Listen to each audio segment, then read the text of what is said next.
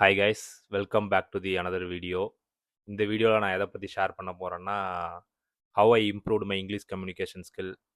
ஒரு எக்ஸ்பர்ட் லெவலுக்கு பேசலனாலும் ஒரு நத்திங்லேருந்து ஒரு டீசெண்டான லெவலுக்கு எப்படி என்னோட இங்கிலீஷ் கம்யூனிகேஷன் ஸ்கில்லை வந்து இம்ப்ரூவ் பண்ணேன், ஒரு 5 மெத்தட்ஸை யூஸ் பண்ணி அப்படின்னு சொல்லி தான் இந்த வீடியோவில் ஷேர் பண்ண போகிறேன்.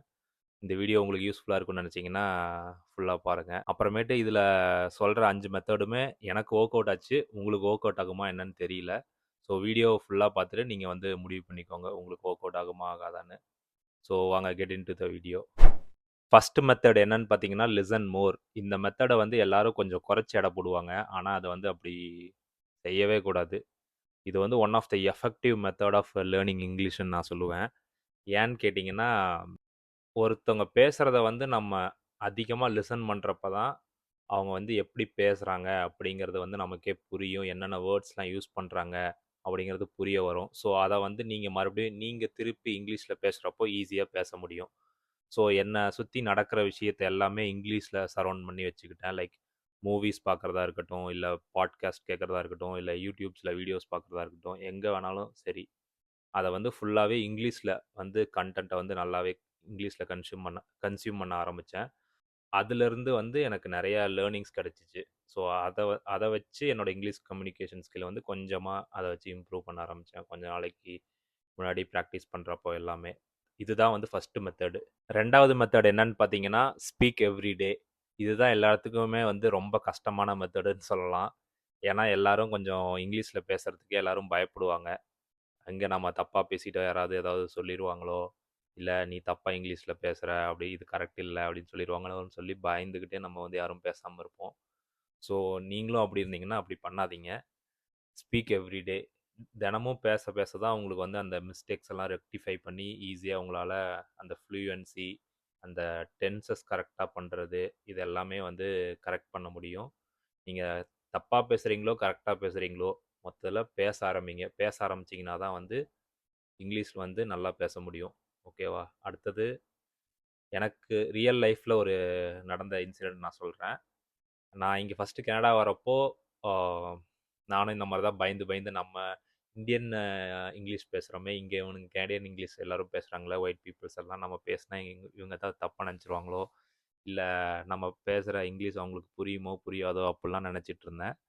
ஆனால் நான் ஸ்டார்டிங்கில் பேசுகிறப்போ அவங்க சொன்னாங்க, நல்லா பேசுகிற, இன்னும் அப்படியே பேசு பேசு, நல்லா பேசிக்கிட்டே இருந்தேன்னா நீயும் வந்து எங்கள் கூட அந்த அந்த ப்ரொனவுன்சியேஷன் சொல்லுவாங்கள்ல, அது எல்லாத்துக்கும் நீ எங்கள் கூட அடாப்ட் ஆயிடுவ அப்படின்னு சொல்லி என்கரேஜ் அண்ட் மோட்டிவேட் தான் பண்ணாங்களோ தவிர வேறு எந்த இதுவும் தப்பாலாம் எதுவுமே சொல்லவே கிடையாது. ஸோ நீங்களும் பேசுனீங்கனாலும் உங்களை யாரும் எதுவும் நினைக்க மாட்டாங்க. So start speaking in English. அடுத்தது 3வது மெத்தட் என்னன்னு பார்த்தீங்கன்னா, start learning everyday English words R English phrases. இது என்னன்னு பார்த்தீங்கன்னா, நீங்கள் ஒவ்வொரு நாளும் ஏதாவது ஒரு புதுசாக ஒரு நாளைக்கு ஒரு வேர்டாவது கற்றுக்கிட்டே இருங்க. அப்போ தான் வந்து உங்களோட ஒக்காபுலரி வந்து எக்ஸ்பேண்ட் ஆகும். ஸோ அது எக்ஸ்பேண்ட் ஆகுறப்போ உங்களால் ஈஸியாக வந்து உங்களுக்கு நிறைய வேர்ட்ஸ் தெரியும். ஸோ அதை வச்சு நீங்கள் ஈஸியாக சென்டென்ஸ் ஃபார்மேஷன் பண்ணி ஈஸியாக வந்து ரியல் லைஃப்பில் கம்யூனிகேட் பண்ண முடியும். ஸோ அப்படி சிங்கிள் வேர்டு வந்து உங்களால் இது பண்ண முடியலன்னா ஃப்ரேசஸ் வந்து லேர்ன் பண்ண ஆரம்பிங்க. அது எக்ஸாம்பிளுக்கு எப்படி சொல்லலாம்னா, how can I help you, இல்லைனா தட்ஸ் அ குட் ஐடியா, அந்த மாதிரி சொல்லி உங்களோட டெய்லி லைஃப்பில் யூஸ் பண்ணுற மாதிரி ஃப்ரேசஸை வந்து லேர்ன் பண்ணுங்கள். ஸோ அதை லேர்ன் பண்ணிங்கன்னா நீங்கள் அதை மெமரி பண்ணாமல் அதை டெய்லி ரியல் லைஃப் கான்வர்சேஷனில் வந்து யூஸ் பண்ணுவீங்க. ஸோ அது வந்து ஈஸியாக இருக்கும் உங்களால் உங்களோட அந்த ஃப்ளூயன்சி, இல்லைனா அந்த உங்களோட இங்கிலீஷ் கம்யூனிகேஷன் ஸ்கில்லை வந்து இம்ப்ரூவ் பண்ணுறதுக்கு. ஸோ இதுதான் வந்து 3வது மெத்தடு. 4வது மெத்தட் என்னன்னு பார்த்தீங்கன்னா, ஸ்பீக் ஸ்லோலி. இங்கே நான் ஸ்பீக் ஸ்லோலின்னு சொல்லி எதை மீன் பண்ண வரேன்னா, நீங்கள் ஸ்டார்டிங்கில் நல்லா இங்கிலீஷ் பேச கற்றுக்கும் போது நிறுத்தி நிதானமாக ஒவ்வொரு வேர்டையும் யோசித்து நல்லா பேசுங்க. நீங்கள் வந்து ஸ்லோவாக பேசுகிறீங்கன்னு சொல்லி யாரும் வந்து நீ ஏன் ஸ்லோவாக பேசுகிற அப்படின்னு சொல்லி கேட்க போகிறது கிடையாது.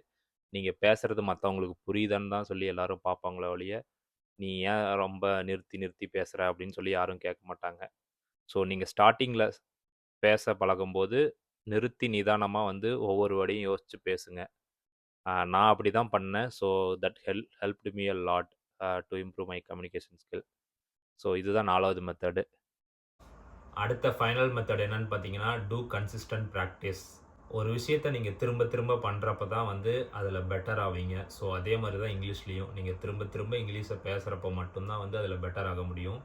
ஸோ டெய்லியும் நல்லா திரும்ப திரும்ப ப்ராக்டிஸ் பண்ணிகிட்டே இருங்க, கன்சிஸ்டண்ட்டாக இருங்க. அப்போ தான் வந்து உங்களோட இங்கிலீஷ் கம்யூனிகேஷன் ஸ்கில் வந்து ஒரு நல்லாவே இல்லைனாலும் ஒரு டீசென்ட் லெவலுக்கு நல்லா இங்கிலீஷ் பேசுகிற முடியும்.